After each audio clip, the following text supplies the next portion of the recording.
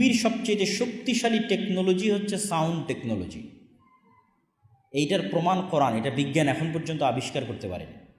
কেননা আল্লাহ সুবহানাহু ওয়া তাআলা কোরআন মাজিদে বলেছেন যে আমি সকল সৃষ্টি তৈরি করেছি কুন ফায়াকুন, আওয়াজ দিয়ে, আওয়াজ।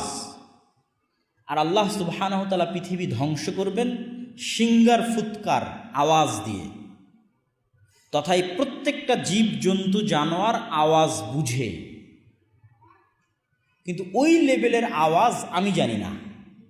কিন্তু ওই লেভেলের আওয়াজের জ্ঞান আল্লাহ সুলাইমান আলাইহিস সালাতু ওয়াস সালামকে দিয়েছিলেন, সাউন্ড টেকনোলজি। তথা পিঁপড়া কি আওয়াজ করলে পিঁপড়া বুঝবে, এই জ্ঞান সুলাইমান আলাইহিস সালাতু ওয়াস সালামের ছিল। কি আওয়াজ করলে গরু, ছাগল, মহিষ বুঝবে, এই জ্ঞান সুলাইমান আলাইহিস সালাতু ওয়াস সালামের ছিল। সাউন্ড টেকনোলজি সর্বোচ্চ লেভেলের। এখনকার বিজ্ঞান দাঁড়িয়ে আছে আলোর উপর, লাইট টেকনোলজি, আলোর টেকনোলজির উপর দাঁড়িয়ে আছে। সাউন্ড টেকনোলজির ধারে কাছেও তারা নাই। আর ওটাই আল্লাহ সুবহানাহু ওয়া তাআলা মুসলমানদের দিয়ে রেখেছে। কোরআন এই জন্য পৃথিবীর সর্বশ্রেষ্ঠ মুজিজা। কেননা এগুলোর থেকে সাউন্ড, আওয়াজ বের হয়, জিকির, সাউন্ড, আওয়াজ, এগুলো প্রভাব বিস্তারকারী, এগুলো প্রভাব বিস্তার করবেই। কিয়ামতের পূর্ব মুহূর্তে শুধু আল্লাহু আকবার আওয়াজ দিয়ে প্রাচীর ভেঙে যাবে। মানে মুসলমানেরা আওয়াজ করবে আল্লাহু আকবার, আওয়াজে প্রাচীর ভাঙবে।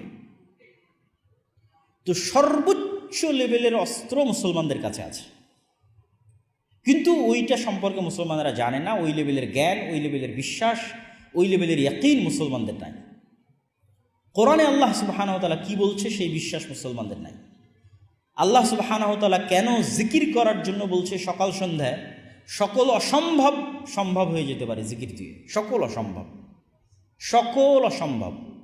জাকারিয়া আলাইহিস সালাতু ওয়াস সালাম যখন আল্লাহ সুবহানাহু ওয়া তাআলার কাছে চাচ্ছেন যে আমাকে সন্তান দিতে হবে, অথচ আমি বার্ধক্য বয়সে এবং আমার স্ত্রী বন্ধ্যা, তখন আল্লাহ সুবহানাহু ওয়া তাআলা তাকে সন্তানের সুসংবাদও দিলেন। কিন্তু জাকারিয়া আলাইহিস সালাতু ওয়াস সালাম বিশ্বাস করতে পারছেন না, এটা অসম্ভব। এই ৮০-৯০ বছরের বার্ধক্য বয়সে আর আমার স্ত্রীর এই বন্ধা অবস্থায় সন্তান হবে, তাহলে একটা আলামত দেন। যে আলামত কি? যে আলামতে আমি বিশ্বাস করব যে সন্তান হবে। তো আল্লাহ সুবহানাহু ওয়া তাআলা বলছে আলামত এটাই যে তুমি সকাল সন্ধ্যে জিকির করবা, এটাই আলামত।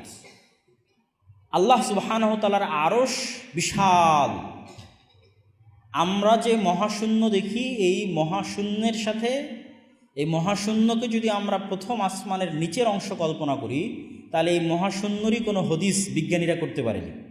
যে মহাশূন্য আমরা দেখি, আমরা যেই গ্যালাক্সিতে বসবাস করি, এই গ্যালাক্সিতে আলোর